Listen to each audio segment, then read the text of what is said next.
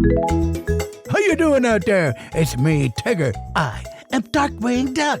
It's me, Bonkers, the Bobcat. All right, y'all, this is Ray, your favorite Firefly. It is I, Hondo Onaka. My name is Jim Cummings, and welcome to Toon'd In. Welcome everybody to the very first episode of Toon'd In with Jim Cummings here on the Four Finger Discount Network. I am Brendan Dando, joined right now by several gentlemen, the first of which being the Professor of Pop Culture, Mr. Guy Davis. Very nice to be here, Brendan. We have got Chris Judge, producer Chris. How you doing, Chris? Hey, good. How are you guys doing? I'm doing very well. And of course, the man of the hour, the man, the myth, the legend. Here's the one, the only, Jim Cummings. How are you, my good sir? Oh, very good. Everybody's favorite failed mime.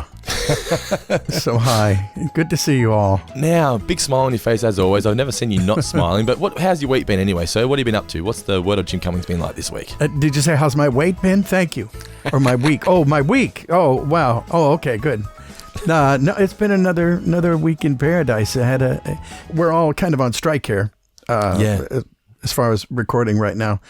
So whatever you do, don't let anybody know we're recording this because, that just probably wouldn't go over well.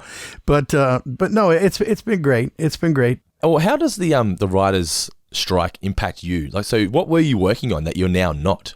The latest iteration of Mickey Mouse, and there's this one other thing that's they don't have a name for. Okay. So we went full bore, and now we're sitting around on our hands and twiddling our thumbs, and I'm going back to miming. Apparently, I don't know. Maybe, but here we are. Filling time by starting a podcast. Yeah, that's right. Yes, it's indeed. time to do so. Come on, get me while I'm hot. Is the mood on the street, Jim, that the strike is going to sort of stretch on for a while, do you think? Or does it seem like there might be a quick resolution to this one? Boy, good question. I really have no way of gauging that. I don't even live in that part of the California, but I wish them well. They put it this way. I mean, without our writers, we're doomed. So I hope that everybody deserves to get paid. But aren't you the man that ad-libs everything anyway? Yeah, I'm notorious for, not as much with Winnie the Pooh, but definitely Tigger. Yeah. It's he just lends himself to. Pooh's a little more like the steady stream going through the woods, and Tigger's like Pooh's the eye of the storm. Tigger is the storm. So, for a usual Winnie script, what percentage do you think is as it was written to Jim's ad lib? Oh gosh, it's got to be 95% as written. Okay, because you have to serve the story. And, I'm not trying to put writers out of business, so they're all my buddies. They're very important. Yes, they are indeed. Yes, they're very important. You were telling us just off the air before that you had an interesting story that you wanted to bring up. What was that you haven't told us yet? Well, yes, I had occasion to make contact with a really interesting man. His name is Reed Moon, and he lives in Utah. And he is a collector of rare antiquities and rare books and very old books. And he has in his possession the original A.A. Milne, Winnie the Pooh and the Blustery Day. Wow. And it's signed by A.A. Milne himself, the author. And it was just amazing. And then he pulls up another one, and here's Winnie the Pooh and Tigger 2, and here's Winnie the Pooh and A Day for Eeyore, and they're all original, and they're pretty pristine. They don't look a day over 100, but it was really interesting, and he started telling stories, and one of them.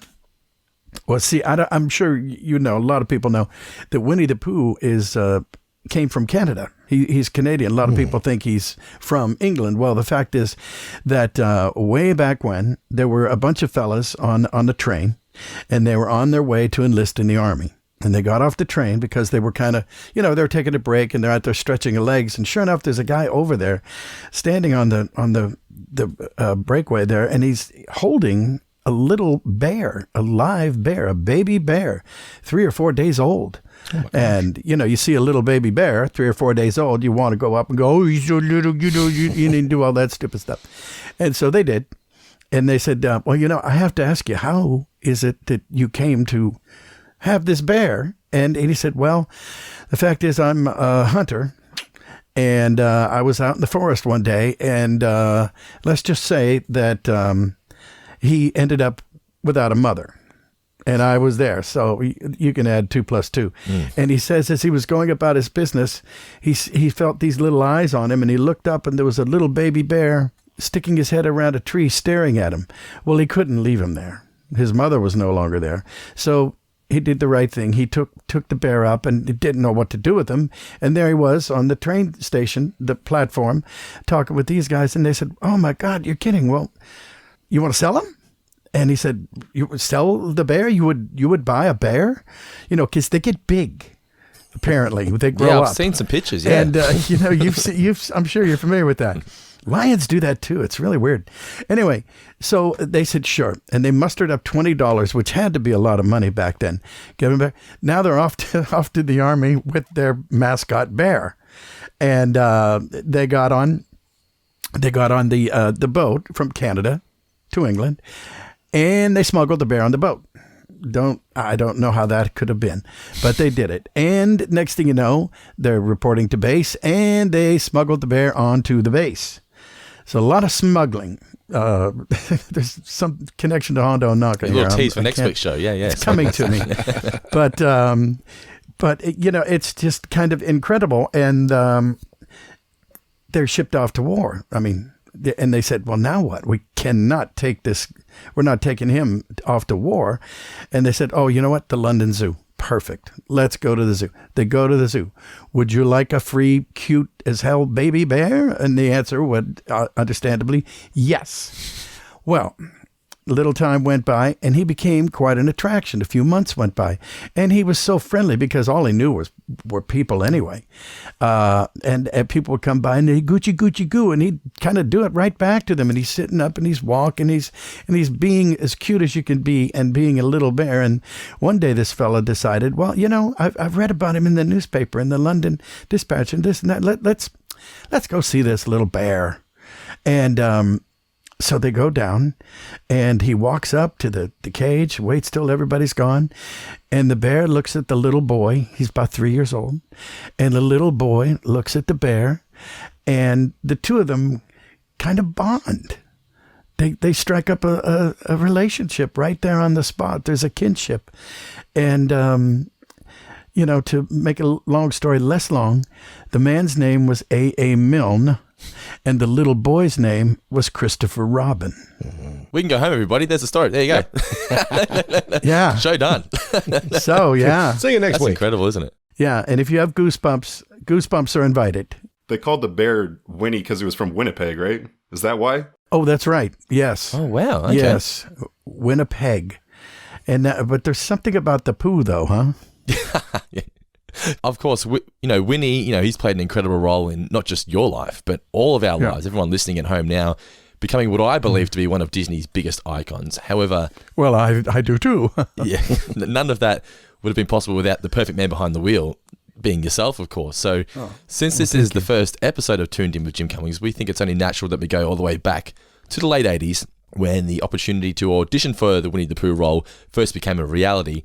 Take us there. Where did you see yourself professionally at that point? You know, you'd already done some voice work for Dumbo Circus, Transformers. I saw you done some work there, Visionaries, Knights of the Magical Light. But what was life like as a voice actor, pre-Pooh, like for Jim Cummings? Oh, bother. It's hard to remember. I'm a bear of very little brain, you know. But, yeah, it was fine. You know, it was very good. See, at the time, I should say that Winnie the Pooh wasn't as big as he was, as he is now, and Tigger, the whole gang, and they because it had been Winnie the Pooh and a Day for Eeyore, Winnie the Pooh and Tigger 2, and Winnie the Pooh and the Honey Tree. I believe there were the three. They were 20-minute shorts, and they put them all together back in, I guess, the 60s, and they won an Academy Award by putting those three shorts together and turned it into a full-length movie. Pretty smart.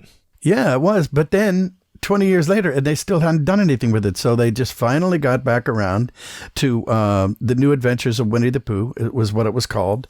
And so they sent out auditions, and there were auditions for the whole crew and Gopher as well. So I auditioned for Gopher. I auditioned for Eeyore, for Tigger and Pooh, and I'm pretty sure Owl. I didn't audition for Kanga or Roo. So, you know, didn't want to make a clean sweep here. And I came home and I was feeling really good about Eeyore. I thought, oh man, if I don't get Eeyore. And about a week or two went by, and I called my agent called me. She says, okay, I have some news. And I said, yeah, okay, good. Well, what's the poop? And she said, her name was Sandy Schnarr. And I said, she said, well, I have good news and I have some not so good news. And I went, oh, really? She goes, yeah. All right, give me the bad news. She goes, you're not going to do Eeyore. And I said, you're kidding. I thought, thanks for noticing me. Damn passable, right? You sure you're not Eeyore? But no. But and I said, well, who got it? And she said, well, Peter Cullen. And Peter Cullen's amazing. He's Optimus Prime.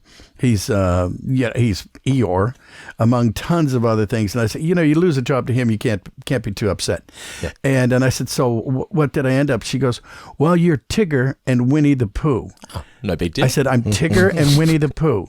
And I go, well, the hell with Eeyore. Eeyore Schmeeyor. Who is he again? I can't remember. And we were off to the races. So when you went into that audition, what was the role you wanted the most, or did it not matter to you? Well, I would have loved Tigger. Yep, that's for sure. And I really thought I was a pretty good Eeyore. Mm-hmm. And Winnie the Pooh, it was weird. I mean, Sterling Holloway, God rest his soul, he was still with us then. As it turned out, he was quite old. Yeah. He was a much older man. And Paul Winchell was still there. But interestingly enough, I was only Tigger maybe in the first 13 shows. I might have been Tigger in 5 or 6 of them, because back then, a long time ago, but there was an incredible famine in Africa. And people were dying by the thousands of starvation. Yeah. And so he went over there, and I'll try to make this short, and he developed a little mud skipper, the little critter that lives in the banks. It's half, I don't know what it is, half fish, half frog, just not the prettiest looking thing in the world, but apparently they're nutritious. And you can raise them in mud. That's where they live. Mm-hmm. So he developed a thing, and he was going back and forth with the good ship Hope to teach them how to raise them. And it wasn't fine cuisine, but it was cuisine. Yes. And so when he was gone, I was Tigger. And then I'd do like 2 shows. Then he'd come back for 3. Then I'd do 1 or 2 more, 3 shows. Then he'd come back for 4. And that's how we got the first season of The New Adventures of Winnie the Pooh done. I used to joke around that I was Tigger light. And other people said they couldn't tell the difference, but boy, it just jumped off the screen at me. So, Jim, I understand that your brother was a huge Winnie the Pooh fan, and you used to entertain / maybe tease him using your Winnie the Pooh voice as a youngster. Yeah. I'm wondering who the first person you maybe called was when you got the good news. Maybe it was him, and maybe you did it in the Pooh voice. I mean, who did you call when you realized that you'd landed these amazing roles? Sure. Well, I called my mom. God rest her soul. We always call my mom and grandma. You gotta call mom. Yeah. And but yeah, we would be playing Monopoly or something, and he'd be sitting there, he'd have his little Pooh Bear or whatever, and I'd say, Pooh is another name for poop, don't you? I don't know if you knew that, but so you like Winnie the Poop. And then like 25, 30 years later, that was a real funny joke. Okay, who do you play again? Winnie the who? The what? So I said, yeah, okay, fine. Okay, yeah, okay, good, guilty. And you were married at the time that you got that role, yeah? I was. Yes, I was. What'd your wife have to say? Well, yeah, her name was Nita, and she was almost medium whelmed. She wasn't overwhelmed. she was a little bit underwhelmed. There wasn't a lot of whelming. That bear from the 60s? What are you talking about? Okay, so you're what now? You're Winnie the Pooh. Okay. Now, they're going to pay you, right? But how are you going to make a living? I said, no. This is, I've been doing it for a while now. I had Dumbo Circus in the can, and she goes, yeah, but I mean, but what, Bear hasn't been around for like 30 years. And I go, no, 20. So there. And, showed her. And, she's okay with it now, by the way. She's still alive and kicking, doing fine. I'm sure she is. Yeah, she's absolutely fine.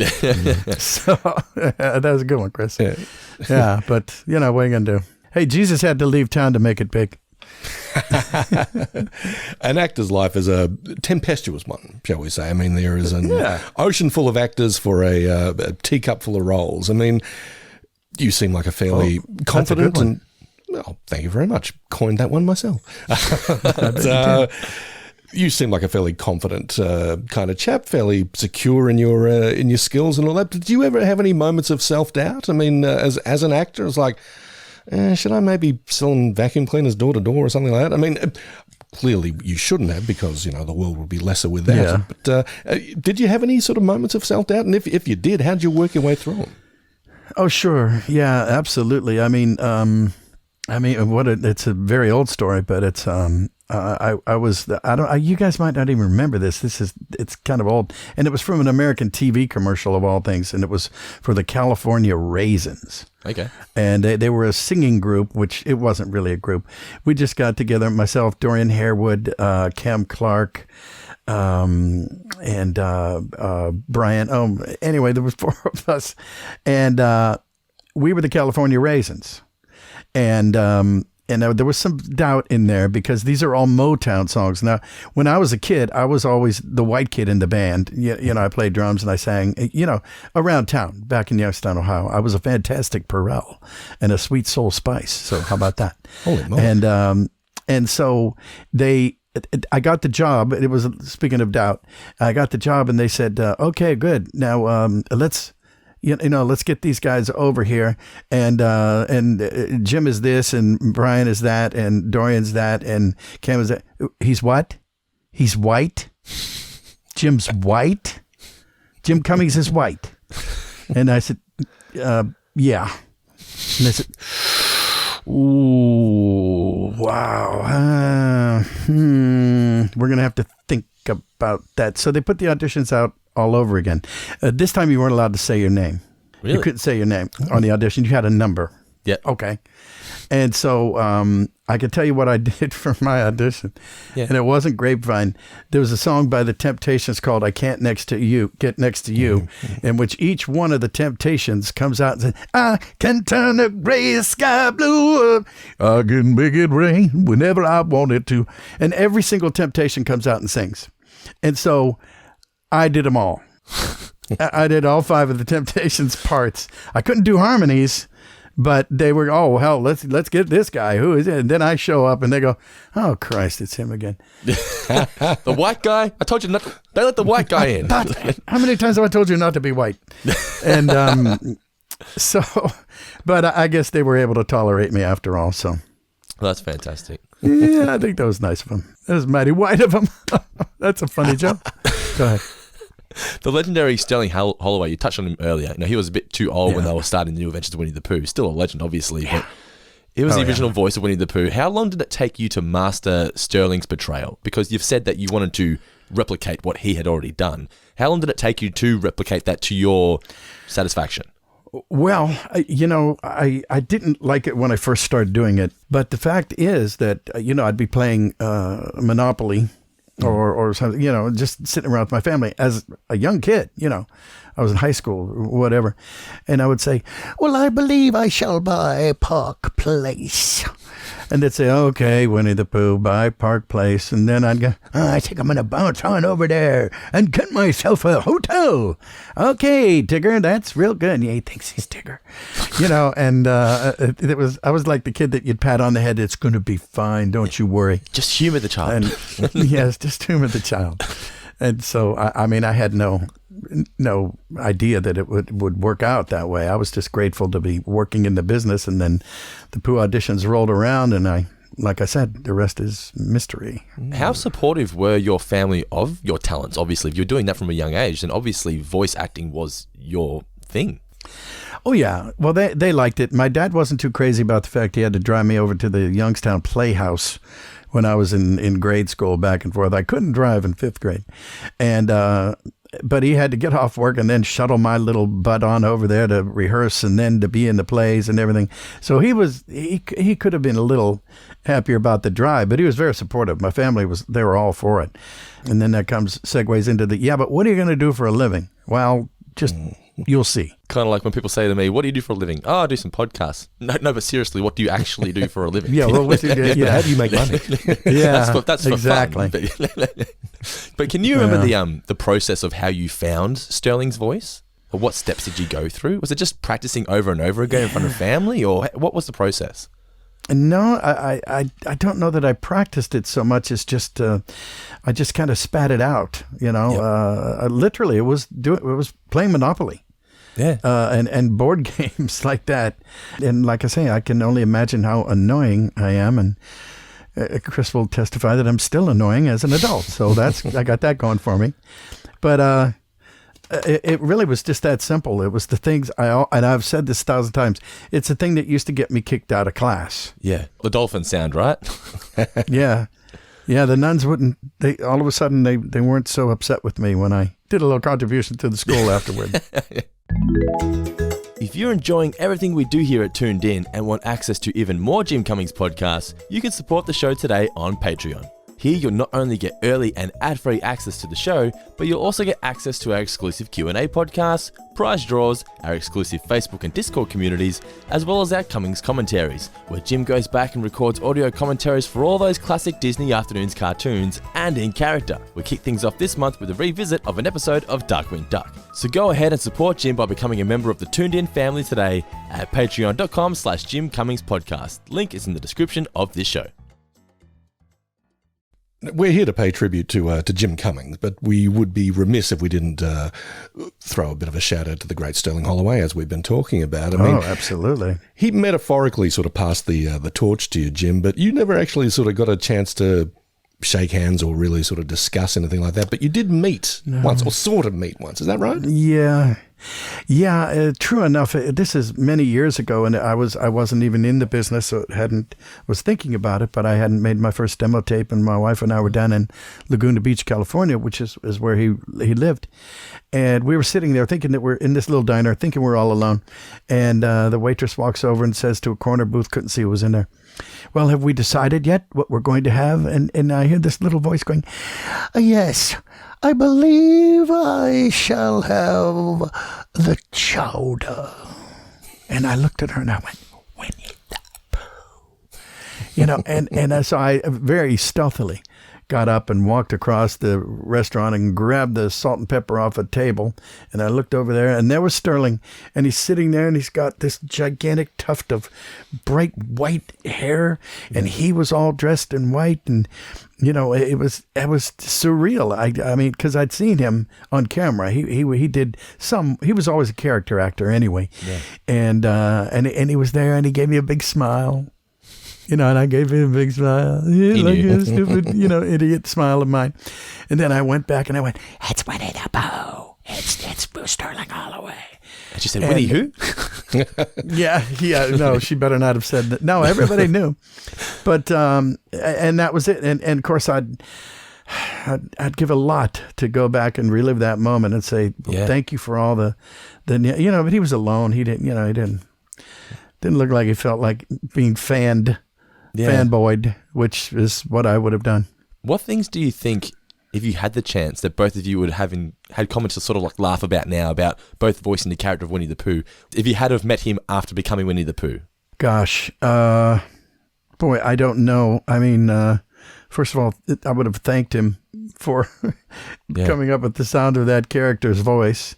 Yeah. And he was also Kaa the snake, by the way. Yeah. And he was also the Cheshire Cat from Alice in Wonderland. But 3 very similar voices, but still their own defined character as well. Yeah. Yeah. Well, I always think that the Kaa the snake is evil Pooh, and the Cheshire Cat is Pooh on acid. and I think I stole that one from Christopher. I could be wrong. It was well, he's like on acid. I go, yeah. When you landed Winnie the Pooh, did your brain immediately go, well, I've landed Kaa as well, right? And I've landed all the other Sterling roles. If you can perfect that role, then surely you've got the other ones, right? Yeah, but they don't work that much. No, not anymore. Darn it. It's not up to me. Hey, listen, they'd each have their own show if it was up to me. So maybe we can start a campaign. Chris, make a note. Must get new campaign. I don't know. I read a lovely quote, Jim, that you described Sterling Holloway's voice as a gentle breeze blowing through cattails. I think that is just lovely, so evocative. I mean, thank I'm wondering how you'd like your voice to be described. I mean, personally, I'm thinking of like a nice glass of like 80 proof bourbon with a nice dollop of honey, warm honey in there. That's what you bring to mind for me. Well, thank you. I think of it more of a klaxon horn going off in church. But yeah, Oh wait, no, that's not me. That's someone else. I don't think. I don't know. I like yours. I like that one. But one thing that stands out when watching you voice these characters is that you seem to become them as you voice them. Has this always been something that you've done, or was it something that you sort of learned along the way to help you fine tune a role, sort of becoming the character? No, it's not. I never knew that I did it. I remember, in fact, the first time I found out that I did it was they were doing some behind the scenes footage for the very first Winnie the Pooh series, The New Adventures of Winnie the Pooh. Oh wow! And I guess it was for E.T. or Entertainment Tonight or one of those shows. And here's Jim Cummings. He's the newest voice of Winnie the Pooh. And when I was standing and I was doing Pooh lines, and I'm standing there, and my shoulders are kind of slumped back, and I'm standing sort of like this, and my belly is pushed out, and I would have never known that I did this. And they're playing it. And, oh, by the way, Jim has another character on the show. And then I'm Tigger, and now I'm standing there like this. And I got my hands, you can't see it, but I've got my hands on my hips, standing there. And I got my chest out, and I'm ready to pounce, bounce around the room. And I guess body language informs the character. 100%. So, yeah. I'm sure everyone appreciated you taking your pants off to play Pooh as well. Yes, absolutely. That's a biggie. That's a must. That's why Margaret married him. Oh yeah. Or not. Yeah. Is the Pooh voice physically hard to maintain? Or what are the tricks of the trade to maintain the Jim Cummings Winnie the Pooh voice? Yeah, well, I've never smoked. I've had all the cigarettes I ever smoked in my life in my hand right now, so that I know is a plus. And I think my own voice itself is kind of in the middle. It's not particularly high, but it's not really all that deep. So it gives me an even a good starting point. I'm on the 50-yard line, so I only have 50 yards to make a touchdown in either direction instead of 100. So I don't really have a regimen. Like I say, I don't yell. And, salt water is your friend. You gargle. So you're saying Chris has never made you angry, ever? What a good son. Yeah. So far, so good. How many times have you ever lost your voice? And if you did, was it terrifying? Oh, twice. Yep. Yeah, twice in my life. It was the scariest thing in the world. And once I was just very sick. And once I think it might have been nerves. It was actually, believe it or not, it was my 40th birthday a long time ago. But I had this great party, and I was nervous about it. And I hired this incredible band of musicians called the Jones Boys. And it was just, I don't know, I guess it was stress. And I had it in an old theater in North Hollywood. Gosh, I'm forgetting the name of the theater. This is terrible. But I kind of brought it back, and I brought it back to life. It was in Lower Burbank, but it had been closed for like 25 years. And so I said, well, can I have it here? Because I knew what it looked like on the inside. And it had a 1920s frieze in the background of a street scene. And apparently it was the street right outside the theater. Oh. And I just thought that was amazing. So I had them clean it up, and I had them get all the concession stands and everything. Of course, I had it catered and invited like 1 million people, and we just had an absolute ball.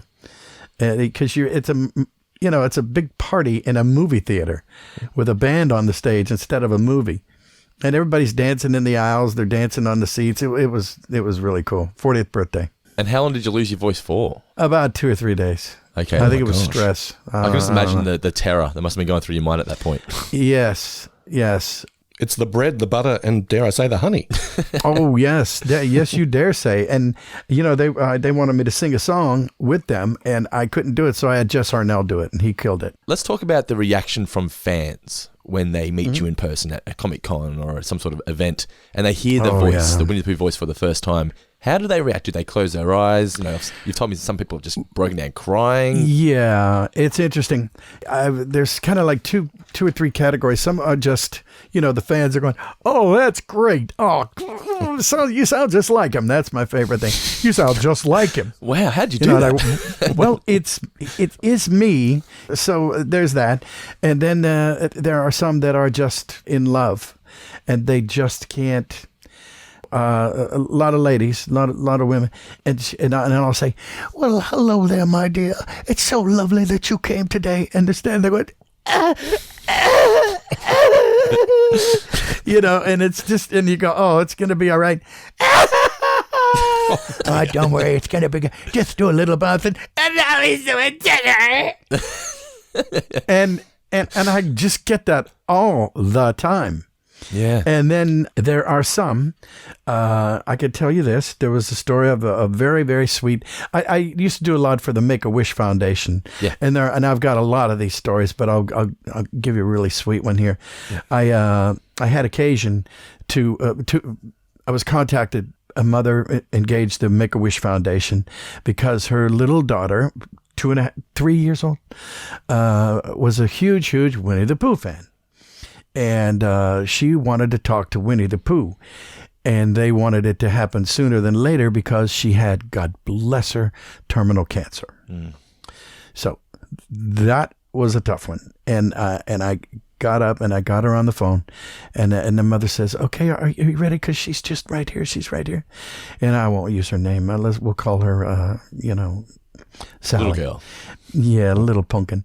And I said, "Well, hello, honey. It's me, Winnie the Pooh." And she said, "Oh, I love you, Winnie Pooh. I love you. Mommy, I love Winnie the Pooh." And she's just sat there for like 40 some seconds going on. And I said, "And I love you too. Oh, you're sweet as honey." And she just, and the mother gets on the phone. And the mother gets on the phone and she says, "Well, I don't know what to say." And I said, "Oh, well, don't say anything. It's fine." She goes, No. We haven't heard her voice in 1.5 years. And she's 3. Mm. And okay, now I got to go. Call me anytime. Yeah.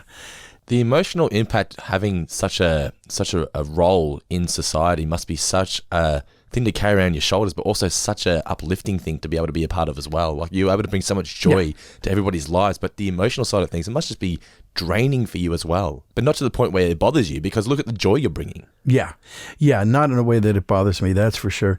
Well, I have a rule that conventions are a good way to tell this. Everybody that comes up to the table has to get 100% of everything that they want, because they're coming there and they're spending X amount of money. And I even had this one girl who was prepared to spend, I won't give you the whole story, but thousands of dollars on voice recordings. And apparently, I think it was her sister, they wanted to listen to them because she was going to leave the earth by her own hand. And I said, "Okay, we're going to have to talk about that." And we hugged and we hugged and we hugged. And I feel like Pooh, not me, kind of gave her a jump start. Mm-hmm. And I don't know how things are now. I pray that they're beautiful. But the thing is, you just never know what touches people. You don't know what touches people. Or what they're going through. Yeah. But, But I can tell you that, Taz doesn't get that. God bless him. But Pooh sure does. I think when you touch somebody at a very early age, when you're preschool, it touches something inside of you and you hold on to it. And you can hold on to it for your whole life. Yeah. And I'm blessed. I'm thankful. Jim, you're giving and giving and giving as Winnie the Pooh. I mean, both in the performance and in these personal interactions. I mean, have there been any times when you've sort of had to, I don't know, take lessons from the character for yourself when you've been feeling low or down? It's like, what would Pooh do? Yeah. Without getting into it a lot, I had a court battle to bring custody of my little ones. And I would go from the courthouse to recording Christopher Robin, the movie. And Pooh was a life raft for me. Without getting too deep into the weeds, It was just nice. It's a nice place to land. Would you rather be in the 100-acre woods or in a swamp? Well, I'll take the 100-acre wood. Yeah. And so, without elaborating and making a big deal out of it, it's good. It's therapeutic. I'll take it. Do you think you've taken on any of the Pooh characteristics as a person over the years? Do you think he's rubbed off on you in any way? You've seen all the honey in my pantry, haven't you? Well, I don't know. Or not just Pooh, any of your characters. Do you think any of them have rubbed off on you? Well, I can tell you that the closest to probably my personality would be Darkwing Duck and Hondo Naka. Mm-hmm. They're both kind of Weisenheimers, they're kind of both irreverent in their own way. I love your face when you're doing Darkwing. You become Darkwing. Oh, I am the terror. Absolutely. And you're always you're smiling as you're doing it. You always make you so. I can tell it makes you so happy, that role. Yeah. Oh yeah, absolutely. Well, he was very, very, very close to my heart. Yeah. Yeah, that's a good one. But that's another show. It certainly is indeed. As is Hondo, yeah. Yes, as is Hondo. Jim, you mentioned the movie Christopher Robin a little while ago, and I mean, Pooh has clearly been around for ages, and you've been part of his life for ages and vice versa. I mean, I've obviously encountered fans of different ages, different generations. Are they different from generation to generation? I mean, people who've grown up with him and got a few more miles on the meter, do they react differently to, say, little kids? Or is Pooh love just, the same? Only in the sense that, the little ones are more rambunctious. They're more giddy and they're more silly. But I got to tell you, a lot of the moms, they are right there with them. The 100-acre wood. I always say that there's a new generation of Pooh fans about every 3.5-4 years. So there's an ongoing. Well, there's always a new version of there's always a new show coming out, isn't there? Now they're always updating the shows, But it wouldn't just be the mums. I'm sure there's plenty of fathers out there and men that you've brought to tears with the roles, right? Oh yeah, absolutely. And and bless their heart, I have so many people, so many beautiful people on the spectrum that come up to shows and, and they're just bubbling over and they're just having the greatest time of their life. And they're going, well, the dad's going, he really, really likes Winnie the Pooh. I mean, he watch them all day long. And I go, well, God bless you. Yeah. And then I tell him, well, keep buying the DVDs and, stuff, and I try to lighten it up, but it's, I've said it before, it's an honor. What can I tell you? Carry on this great tradition. Speaking of honors, one more final thing here. If you had the honor to meet Winnie the Pooh, what do you think you would say to him? I would say, play your cards right, and someday you'll be able to announce the King of England. Yeah, Dad, let's actually, before we go, let's get into that. So, it doesn't happen very often. They some say it's once a lifetime, but we're going to have two in my lifetime because, Prince Charles, God love him, won't be around, or King Charles, I should say, won't be around forever. But King. King. I'm so used to saying Prince. I apologize, but he's the artist formerly known as Prince. Yes, that's right. So King Charles now, he specifically requested that he wanted Winnie the Pooh to be a part of his coronation. Take us back. How did you first find out about this? How did that all come about? Where did you record that from? Because obviously you weren't there at Buckingham Palace. Winnie the Pooh was, but how did that process all happen? Well, at first I was like, I don't know, I'm busy.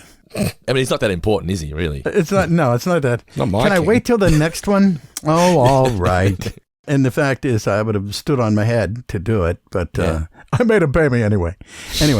No, but it was incredible. They showed me the footage, and it was sweet as can be.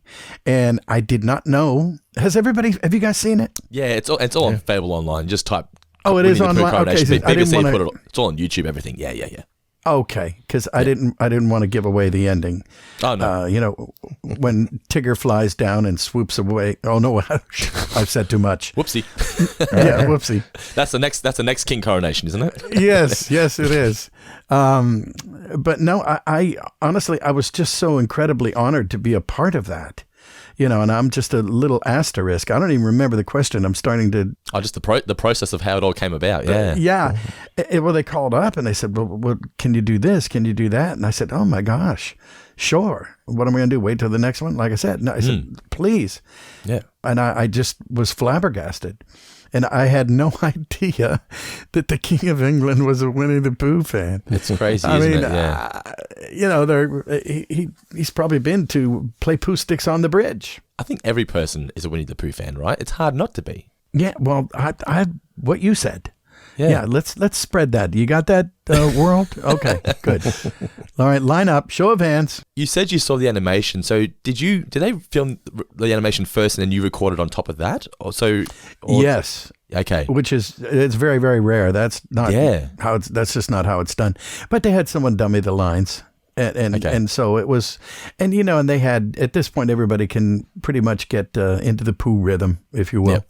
I'm assuming there was no improvising there. It was just, no, King wants you to say this. Yeah. You must say this. Yes. And if you watch it again, you will notice that Pooh does not do a lot of on-camera talking. He's not standing there going no.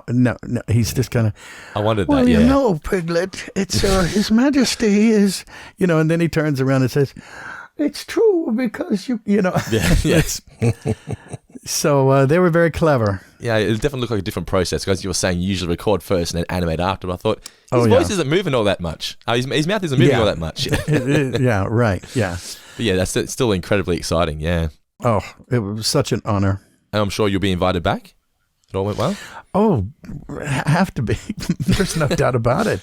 Standing invitation to the palace. Maybe the next king's going to be a Darkwing Duck fan, though. Who knows? What would Darkwing Duck say at the King's coronation, do you think? Nice place, pal. I don't know. So you live here? Yeah. You know what the funny is? My son, he is 4, and the role that he's most excited for that you voice is Tassie Devil. Of all the roles, oh, good. He's a big Space Jam fan. He's just, Tassie Devil. That's the one. Taz-like. Well, I always say I'm Winnie the Pooh and the Anti-Pooh. Yes. Do you know we're actually having a bit of a controversy down here in Australia because we have our own version of football called Australian rules football. Yes. And we have a state of Australia called Tasmania, and Tasmanian Devils are from there. And they have just been given the go-ahead to have their own Australian rules football team. And they want to call them the Tasmanian Devils. But that copyright is owned by Warner. So it's a bit of can we name the Tasmanian Devils? We're not too sure I'll tell you what. Tell them I'm in. But I want tickets to the opening game. Tickets for maybe 8 people. Yeah, I know there'll be plenty of people there. If the Tassie Devil is saying, no, I mean I'm bringing my own people. Chris going, yeah, let's do that. That's cool. I'm in. Hey, honestly, I feel like if the real Tassie Devil endorsed it, then you can have as many tickets as you want to that game. I'm sure it is. That's what's going to happen. Yeah. Oh well, I'll work for free. Sort of, we'll do a barter system. I'm sure you can make that happen. Yes, we'll make it happen. But yes, this has been incredibly fun. Just going back and talking about how you became Winnie the Pooh. Obviously, we're going to talk about more Winnie the Poohs going on in future episodes because this is your podcast. You can talk about whatever you want to do. That's right. Next episode of the podcast, we're going to be covering one of your favorites, one of my favorites. It is Hondo and Aka. I'm sure you're incredibly excited to delve into this guy. I understand completely. I was going to say, give us a bit of a tease for next week. Get Hondo to sort of plug the next week's show. Well, I would, but you see, I'm very busy. Unless, of course, you have some of the elusive sponduits, shall we say. I think that we can work something out, you and I. Now, hand me your wallet. Now, speaking of wallets, if you want to hear that episode, it is available right now early and ad-free on Jim's Patreon channel, which you can find at patreon.com/Jim Cummings podcast. Link for that is in the description of this podcast. You can also follow the show on social media, on Twitter, Instagram, TikTok, YouTube, and Facebook at Jim Cummings Pod. So make sure you follow us on there for weekly updates and little clips from the show. But Jim, once again, it's been an absolute pleasure to talk to you about Winnie the Pooh. Looking forward to delving into next week's episode of Hondo and Naka. Thank you, producer Chris. Thank you, Guy Davis. We'll catch you guys all in the next episode of Toon'd In with Jim Cummings. Thanks, Jim. Abyssinia.